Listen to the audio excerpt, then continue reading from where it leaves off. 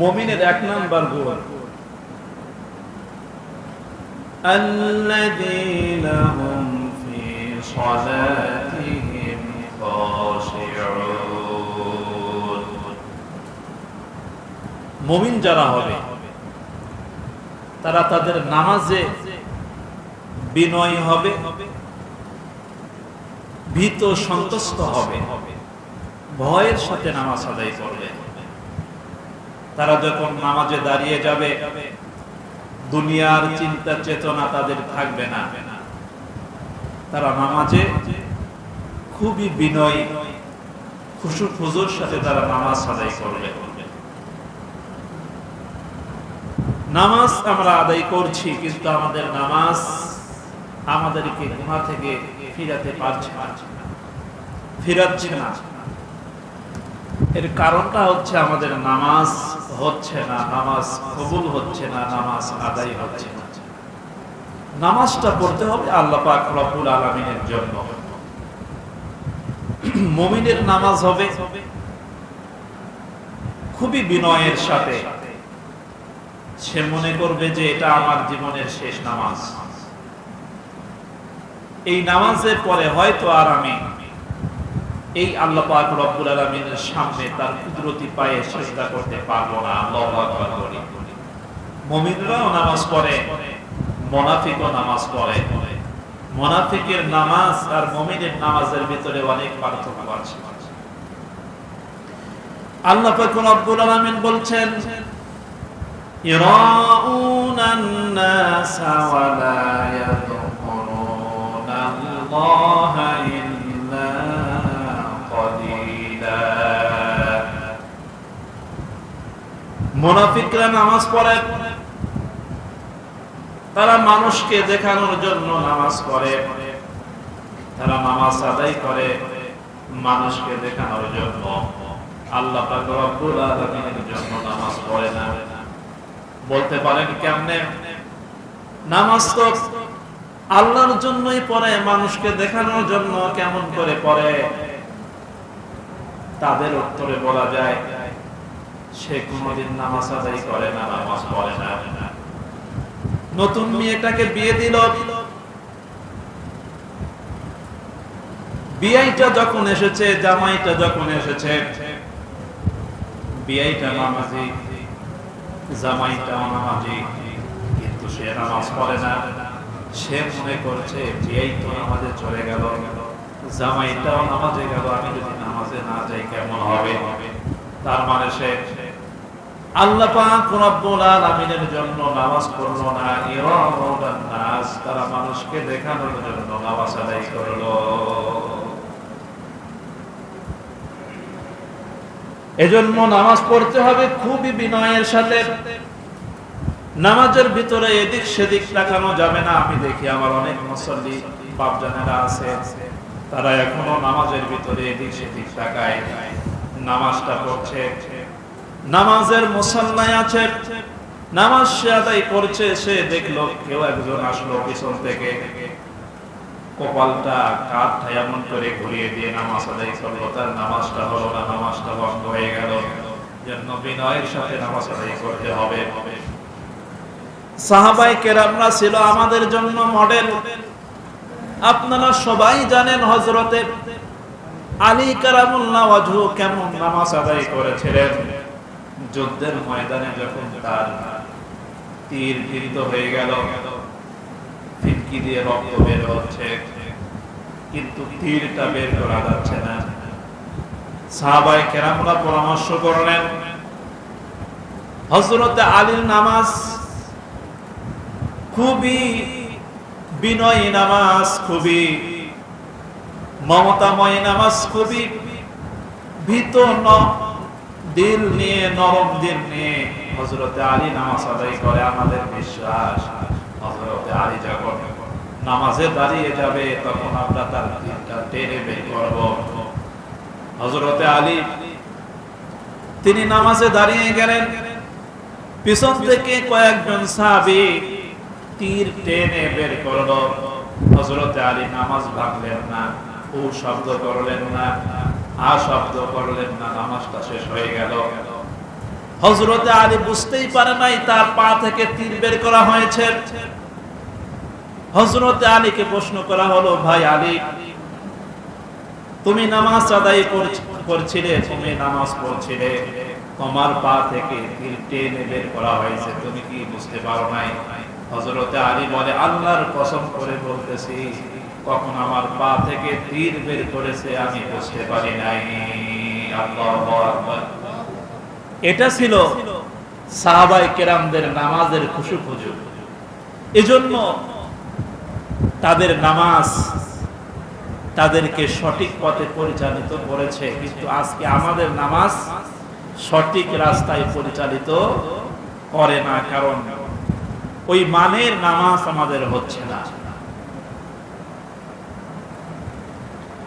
এজন্য আল্লাহ পাক রব্বুল আলামিন বলতেছেন, قد أفلح المؤمنون الذين هم في صلاتهم خاشعون। অবশ্যই মুমিনরা সফলকাম হলো, অবশ্যই মুমিনরা সফলকাম হয়েছে। আর মুমিন কারা?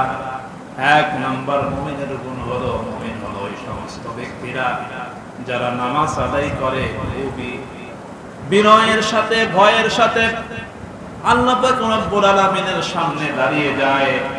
দুনিয়ার কোনো খেয়াল থাকে না, দুনিয়ার কোনো হিসাব নিকাশের চিন্তা তাদের মাথায় আসে না। এখন বলতে পারেন, হুজুর, আমরা যখন নামাজে দাঁড়িয়ে যাই বিভিন্ন চিন্তা আমাদের মাঝে আসে, তাহলে কি আমাদের নামাজ হবে না? হ্যাঁ, নামাজটা হয়ে যাবে। তবে যখন আপনি নামাজে দাঁড়িয়ে যাবেন, আপনার মনটা এদিক সেদিক করতেই পারে, তবে আপনি মনে রাখবেন, আমি তো নামাজে দাঁড়িয়েছি, আমার নামাজের ভিতরে দোয়া দরুদ তাসবিহ তাহলিল করতে হবে, কিরাতগুলো সুন্দর করে পড়তে হবে, রুকুটা করতে হবে, রুকুর তাসবিহ সিজদার তাসবিহ খুব ভালোভাবে আদায় করতে হবে। এগুলো যদি মেনে কেউ নামাজ পড়ে, তাহলে তার মন কি এদিক সেদিক যেতে পারে? কখনোই যাবে না। হযরতে আলী রাদিয়াল্লাহু তাআলা আনহু যেহেতু খুবই বড় মাপের আলেম ছিলেন, তার সম্পর্কে বলা হয়েছে, আনা মাদিনাতুল ইলমি ওয়া আলিয়্যুন বাবুহা। আল্লাহর নবী বলেন, আমি আলী হচ্ছে, আল্লাহর নবী বলেন, আনা মাদিনাতুল ইলমি, আমি হচ্ছে ইলমের শহর, ওয়া আলিয়্যুন বাবুহা, আর এই শহরের মধ্যে প্রবেশ করতে হলে হযরতে আলীর মধ্য দিয়ে ঢুকতে হবে। এই আলীর কাছে একজন ব্যক্তি এসে বলছে, হুজুর, আমি তো নামাজ পড়ি, কিন্তু আমার মন এদিক সেদিক দৌড়াদৌড়ি করে, আমার কি নামাজ হবে? হযরতে আলী ফতোয়া দিলেন, না, তোমার নামাজ হবে না। লোকটা চিন্তায় পড়ে গেল, আহারে, আমি নামাজ পড়ি, আমার মন তো এদিক সেদিক তাড়াহুড়ো করে, দৌড়াদৌড়ি করে, তাহলে বুঝি আমার নামাজ হবে না। এই কথা শোনার পরে সে হুজুরের কাছে গিয়েছে, গিয়ে বলতেছে, ইয়া রাসূলুল্লাহ, এতদিন ধরে আমি নামাজ পড়ছি, তাহলে আমার নামাজ বুঝি হচ্ছে না। আল্লাহর নবী বললেন, কেন, কি সমস্যা তোমার নামাজের ভিতরে? সাহাবী বলতেছে, হুজুর, আমি যখন নামাজ পড়ি বিভিন্ন চিন্তা এসে আমার মাথার ভিতরে ঘুরপাক খায়। হযরতে আলীকে বললাম, আমার কি নামাজ হয়? তিনি বললেন, না, নামাজ হয় না। আল্লাহর নবী বললেন, হ্যাঁ, তোমার নামাজটা হয়ে যাবে, তবে আলীকে একটু আমার সাথে সাক্ষাতের জন্য আমি আহ্বান করছি। হযরতে আলীকে ডাকা হলো। হযরতে আলী যখন চলে আসলেন, হযরতে আলীকে হুজুরে আকরাম সাল্লাল্লাহু আলাইহি ওয়াসাল্লাম বললেন যে, আলী, তুমি নাকি এমন ফতোয়া দিয়েছো যে নামাজ হবে না। হযরতে আলী বললেন, জি হ্যাঁ, আমি এমনটা বলেছি। হুজুরে আকরাম সাল্লাল্লাহু আলাইহি ওয়াসাল্লাম বললেন যে, ঠিক আছে, তুমি এখন 2 রাকাত নফল নামাজ পড়বে, আর নামাজ পড়ার সাথেই তোমাকে একটি চাদর আমি উপহার দেব। হযরতে আলী নামাজে দাঁড়িয়ে গেছেন। নামাজের ভিতরে তিনি নামাজ আদায় করছেন আর চিন্তা করছেন যে হুজুর আকরাম সাল্লাল্লাহু আলাইহি ওয়াসাল্লাম তো আমাকে চাদর দিবে। নামাজ পড়ছেন আর চিন্তা করছেন, চাদরটা কি আম্মাজান আয়েশার চাদর দিবেন নাকি আম্মাজান হাফসার চাদর দিবেন, কোনটা আমাকে দিবেন? চিন্তা করছে। এমন করে 2 রাকাত নামাজ শেষ করেছে। আসসালামু আলাইকুম ওয়া রাহমাতুল্লাহ, আসসালামু আলাইকুম ওয়া রাহমাতুল্লাহ। হুজুর আকরাম সাল্লাল্লাহু আলাইহি ওয়াসাল্লাম বসে আছেন। হুজুর সাল্লাল্লাহু আলাইহি ওয়াসাল্লাম হাসতেছে, হযরতে আলীও হাসতেছে। এবার বলছে, আলী তুমি হাসো কেন? হুজুর আকরাম সাল্লাল্লাহু আলাইহি ওয়াসাল্লামকে হযরত আলী বলতেছেন, হুজুর আপনিও যেই জন্য হাসেন আমিও ওই জন্য হাসি।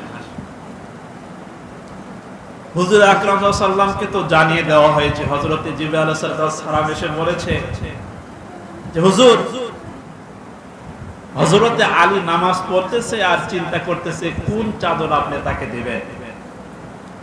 এবার হযরতে আলী বলতেছে, হুজুর আমি নামাজ পড়তেছি আর চিন্তা করতেছি আপনি কোন চাদর দিবেন।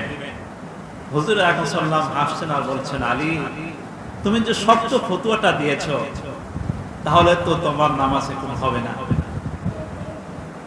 হযরত আলী বলতেছেন, আপনিই ভালো জানেন, আপনি শরীয়তের অগ্রনায়ক, আমার নামাজ হবে কি হবে না আপনিই ভালো জানেন। এবার বললেন যে হ্যাঁ তোমার নামাজটা হয়ে যাবে, তবে নামাজ যখন পড়বে তখন চিন্তা চেতনা করবে না, যখন চিন্তা আসবে তখন মনটাকে ফিরিয়ে নেবে, নামাজটা হয়ে যাবে। বলি সুবহানাল্লাহ, বলি আল্লাহু আকবার। এজন্য সাহাবায়ে কেরামরা নামাজ পড়েছেন খুবই মনোযোগের সাথে, খুবই খুশি খুদুর সাথে তারা নামাজ আদায় করেছেন। এজন্য সম্মানিত ভাইরা, মুমিনের 1 নাম্বার গুণ কি? মুমিনরা যখন নামাজ পড়বে তারা তাদের নামাজ খুবই ভয়ের সাথে আদায় করবে, বিনয়ের সাথে আদায় করবে, এদিক সেদিক তাকাবে না, সিজদার খুব সুন্দর করে করবে, তাদিল আরকান সুবহান রাব্বিয়াল আযীম সুবহান রাব্বিয়াল আলা খুব সুন্দর করে আদায় করবে, তাড়াহুড়ো করে মুমিন নামাজ আদায় করবে না। এটা হচ্ছে 1 নাম্বার গুণ।